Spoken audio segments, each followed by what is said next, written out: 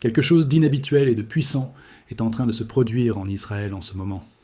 Au milieu d'une guerre active, alors que des missiles frappent encore les villes, des groupes de citoyens israéliens descendent dans les rues.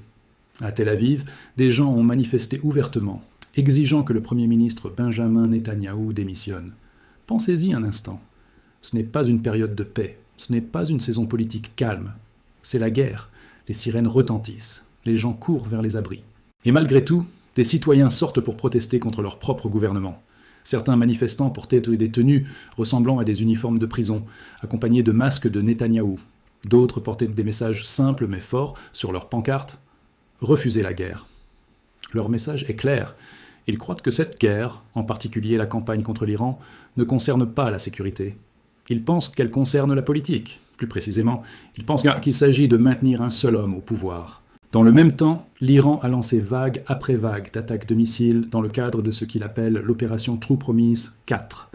À présent, ces attaques ont atteint plusieurs zones d'Israël, y compris près de lieux sensibles comme la région du Negev. Des rapports indiquent qu'en une seule nuit, des centaines de civils ont été blessés. Et pourtant, seulement quelques jours plus tôt, Netanyahou se tenait devant les caméras et déclarait qu'Israël était en train de gagner, que l'Iran était écrasé. Mais de nombreuses personnes sur le terrain ne croient pas à cette version. Au lieu de cela, elles voient que les missiles tombaient, entendent les sirènes chaque jour et posent une question très différente. Si nous gagnons, pourquoi cela ressemble-t-il à ça?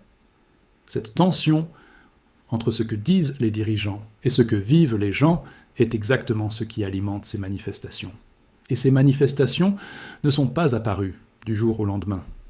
Le 20 mars, un groupe d'activistes a organisé une manifestation dans le centre de Tel Aviv. L'une des figures clés impliquées était Alan Lee Green, qui a aidé à rassembler des voix issues de différentes communautés. Mais ce n'était pas leur première tentative. Plus tôt, la police avait déjà dispersé un rassemblement similaire. Les organisateurs ont donc changé de stratégie. Pour la deuxième tentative, ils ont réservé un théâtre souterrain, un lieu qui sert également d'abri anti-bombe. Pourquoi? Parce qu'ils s'attendaient à ce que les autorités les bloquent à nouveau en invoquant la sécurité publique, comme raison. En choisissant un lieu intérieur protégé, ils ont supprimé cette excuse. Même dans ces conditions, lorsque les gens sont arrivés, ils ont été accueillis par la police et des contre-manifestants déjà présents à l'extérieur. Et pourtant, ils sont venus. Certains manifestants ont été arrêtés sur place. Mais ce qui ressort vraiment, c'est ce que ces personnes ont dit ouvertement, face aux caméras. Un manifestant a fait une déclaration qui semble choquante, surtout en pleine guerre. Il a dit en termes simples que l'Iran n'était pas celui qui les avait attaqués en premier, que le véritable problème venait des actions de leur propre gouvernement. C'est un changement de perspective énorme. Un autre manifestant a souligné quelque chose d'encore plus direct. Il y a seulement quelques mois, Netanyahou affirmait qu'Israël avait l'Iran sous contrôle pour des générations. Mais maintenant, peu de temps après, le pays est à nouveau sous de lourdes attaques. Les gens commencent à remarquer cet écart entre les promesses et la réalité. Et puis il y a une autre voix. Une femme qui parle franchement de ce que beaucoup ressentent. Elle a déclaré que le gouvernement n'a pas clairement expliqué les objectifs de la guerre. Personne ne sait combien de temps elle va durer. Et des millions d'Israéliens passent leur journée à entrer et sortir des abris, sans fin claire en vue. Après des années de tensions et de conflits, beaucoup sont tout simplement épuisés. Ce n'est plus seulement une question de politique, il s'agit de la vie quotidienne, de la peur, de l'incertitude et de la frustration qui s'accumulent avec le temps. Et à mesure que cette frustration grandit, de plus en plus de personnes commencent à poser des questions difficiles, des questions sur le leadership, des questions sur la vérité, et surtout, des questions sur le fait de savoir si cette guerre est réellement menée pour les raisons qu'on leur a présentées. Pour vraiment comprendre pourquoi ces manifestations ont lieu, il faut regarder ce qui se passait juste avant le début de la guerre. Parce que c'est là que les choses deviennent surprenantes. Dans les jours précédant les premières frappes aériennes, des discussions étaient en cours entre les États-Unis et l'Iran. Ces discussions n'étaient pas anodines, elles portaient sur le programme nucléaire iranien, l'un des sujets les plus importants de la politique mondiale. Et selon des médiateurs d'Oman, ces discussions se déroulaient en réalité très bien. Pas simplement correctement, étonnamment bien. Des responsables impliqués dans les négociations ont déclaré que la plupart des questions majeures avaient déjà été réglées. Il ne restait que quelques petits détails. Puis, le 27 février, quelque chose d'important s'est produit. Badr al-Boussaïdi, le ministre des Affaires étrangères d'Oman, a fait une déclaration publique. Il a affirmé qu'une véritable percée avait été réalisée. Selon lui, l'Iran avait accepté 2 points clés. Il ne stockerait pas d'uranium enrichi. Il permettrait des inspections internationales complètes et des vérifications.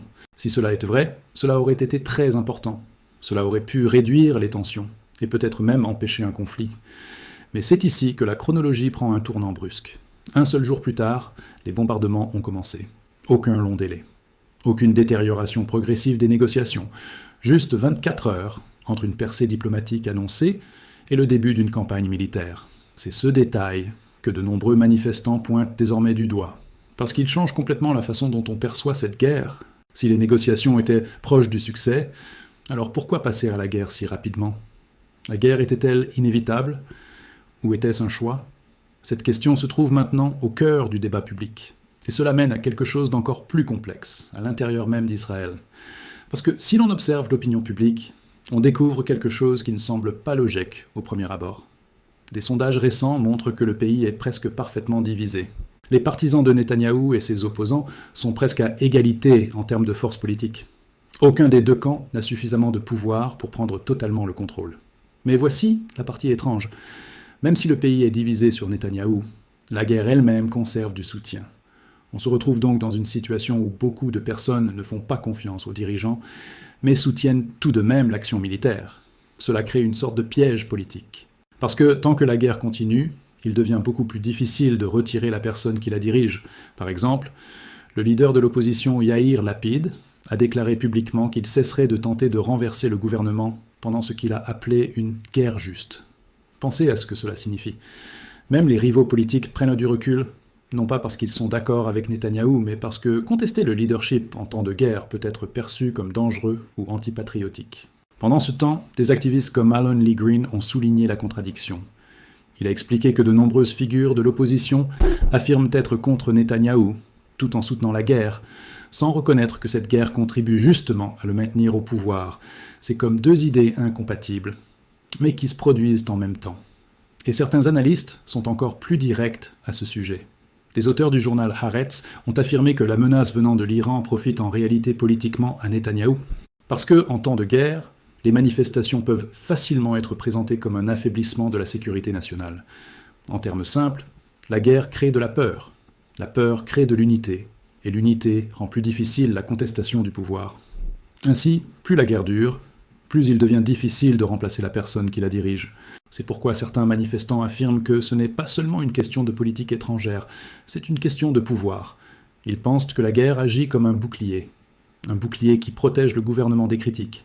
Et tant que ce bouclier est en place, un véritable changement politique devient presque impossible.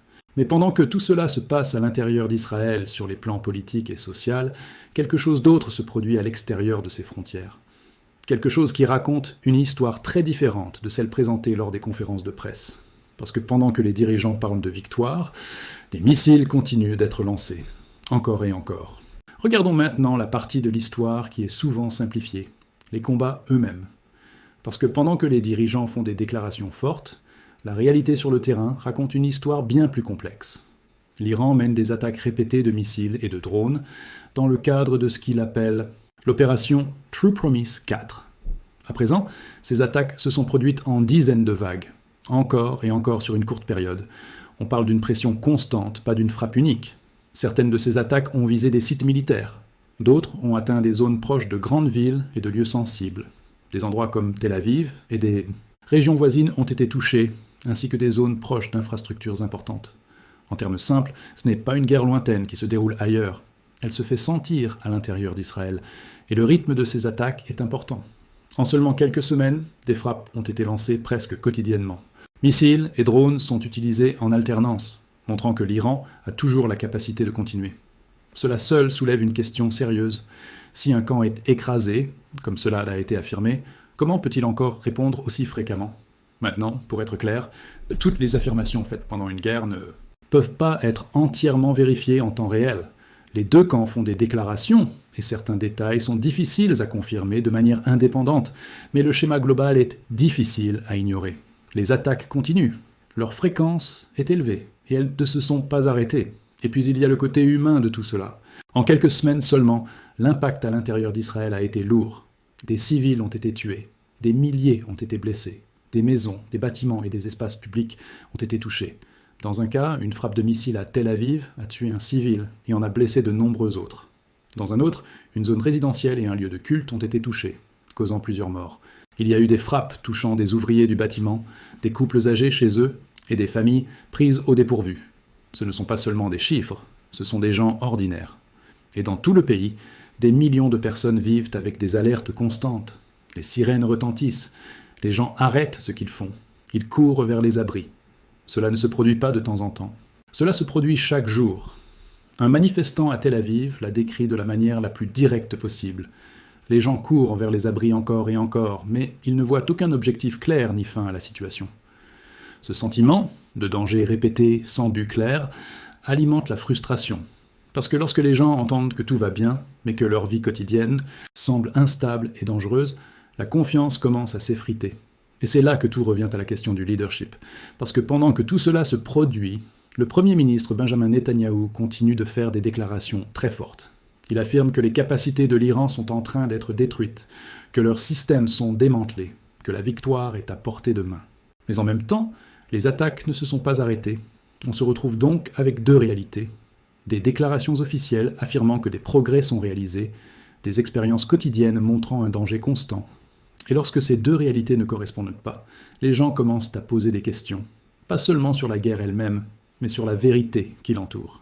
La situation est-elle présentée de manière exacte ? Les objectifs sont-ils réalistes ? Et surtout, existe-t-il réellement un plan pour mettre fin à cela ? Parce que pour beaucoup de personnes aujourd'hui, la guerre continue sans ligne d'arrivée claire. Et cette incertitude devient de plus en plus difficile à ignorer. Nous arrivons à la partie qui soulève les questions les plus sérieuses. Pas de la part des analystes, pas de l'extérieur, mais de Benjamin Netanyahou lui-même. Parce que lorsque l'on aligne ses déclarations publiques dans le temps, quelque chose ne colle pas. Examinons cela étape par étape. Le 12 mars, lors de sa première grande conférence de presse après le début de la guerre, Netanyahou s'est exprimé avec confiance. Il a déclaré qu'Israël écrasait le système iranien et protégeait non seulement lui-même, mais aussi toute la région, voire le monde. C'est une affirmation très forte. Puis, seulement une semaine plus tard, le 19 mars, son ton est devenu encore plus ferme.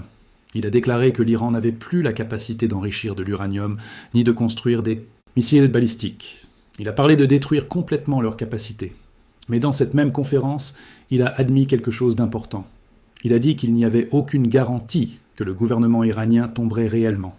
Il a expliqué que de véritables changements nécessiteraient une action sur le terrain, pas seulement des frappes aériennes. En termes simples, il disait « Les frappes aériennes seules peuvent ne pas suffire. Un résultat complet n'est pas garanti, et cela crée un problème. Les États-Unis n'enverraient pas de troupes dans une autre guerre au Moyen-Orient. » La situation ressemble donc à ceci. Le plan dépend de changements majeurs à l'intérieur de l'Iran. Ce type de changement nécessite généralement une intervention au sol, mais aucune intervention au sol n'est prévue. Ce qui soulève une question très simple, quel est exactement l'objectif final ici ? Même des manifestants à Tel Aviv ont compris cela très tôt. Ils ont souligné que de nombreux objectifs évoqués, contrôler le programme nucléaire iranien, changer le gouvernement, ne semblent pas réalistes avec la stratégie actuelle. Un manifestant l'a dit très directement. Les objectifs présentés ne peuvent tout simplement pas être atteints de la manière dont les choses nous sont menées. Une autre personne est allée encore plus loin, affirmant que la guerre semble être une distraction, quelque chose destiné à détourner l'attention de problèmes politiques plus profonds. Et lorsque l'on examine l'histoire récente, leurs inquiétudes commencent à prendre du sens. Après un court conflit en 2025, Netanyahou avait déclaré au public que l'Iran avait été repoussé pour des générations. Mais cela n'a pas duré. Seulement 7 mois plus tard, la région était de nouveau en conflit. Et cette fois, les attaques atteignaient plus profondément Israël qu'auparavant. Les gens se demandent donc si les promesses passées ne se sont pas réalisées, pourquoi faire confiance aux nouvelles ? Et puis il y a un autre moment qui a attiré beaucoup d'attention.